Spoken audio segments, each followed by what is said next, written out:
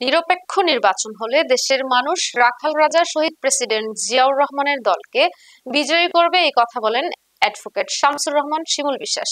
এ বিষয়ে বিস্তারিত থাকছে অ্যাডভোকেট আব্দুল্লাহ আল সুবনের পাঠানো ভিডিও চিত্রে।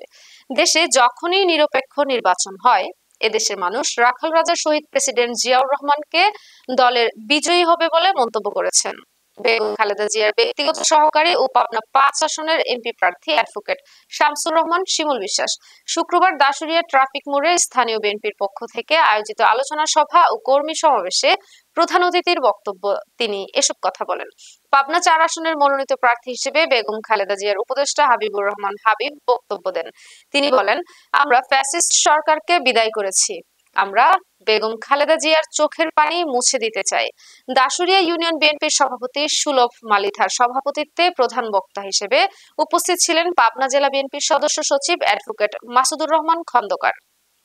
এছাড়াও উপস্থিত ছিলেন সাবেক চেয়ারম্যান শফিকুল ইসলাম তুহিন, বিএনপি নেতা রেজাউল করিম ভিপি শাহিন, এনামুল হক, জাহিদুর রহমান পাতা, পৌর যুবদল নেতা এস কে আকরাম বাবু, ছাত্রদল নেতা ইমরুল কায়েস সুমন সহ বিভিন্ন পর্যায়ের নেতৃবৃন্দ। বক্তারা ধানের শীষের প্রার্থীকে বিজয়ী করার জন্য আহ্বান জানান। শহীদ রাষ্ট্রপতি জিয়ার অনুপস্থিতিতে বাংলাদেশকে রক্ষার জন্য এগিয়ে আসছিলেন গৃহবধূ থেকে জননেত্রী এবং বাংলাদেশের সবচেয়ে জনপ্রিয় নেত্রী দেশনেত্রী বেগম খালেদা জিয়া। বিনা অপরাধে খালেদা জিয়াকে বন্দী করার পরে তার সুযোগ্য সন্তান বাংলাদেশের প্রাণ তারেক রহমান বাংলাদেশকে ফ্যাসিবাদ মুক্ত করার জন্য সুদূর প্রবাস থেকে নেতৃত্ব দিয়ে ফ্যাসিবাদের পতন ঘটিয়েছে।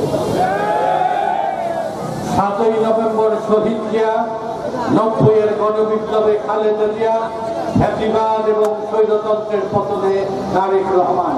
বাংলাদেশকে দুর্যোগ আর দুর্বিপাক থেকে রক্ষার জন্য বাংলাদেশের মানুষের মনের মণিকোঠায় মিশে রয়েছেন ধানের খেতে, কলে, কারখানায় শহীদ জিয়ার স্মৃতি।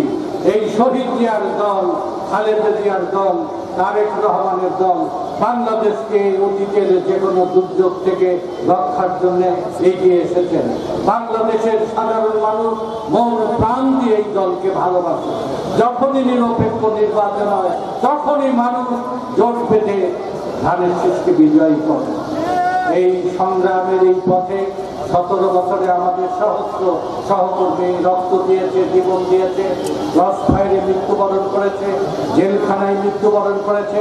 খালেদা জিয়া থেকে শুরু করে তৃণমূলের এমন কোন কর্মী নেই যে মামলায় ক্ষতিগ্রস্ত হয়নি। ব্যবসা বাণিজ্য, মাঠের ফসল, পুকুরের মাছ সবকিছু তারা ক্ষতিগ্রস্ত হয়েছে।